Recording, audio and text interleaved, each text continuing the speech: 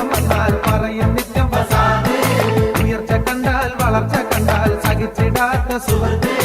ഉലകമിതിൽ നിറഞ്ഞതിനാൽ നമുക്ക് പറ്റി വിപത്ത്. ഉയർച്ച കണ്ടാൽ വളർച്ച കണ്ടാൽ സഹിച്ചിടാത്ത സുഹൃത്ത്. ഉലകമിതിൽ നിറഞ്ഞതിനാൽ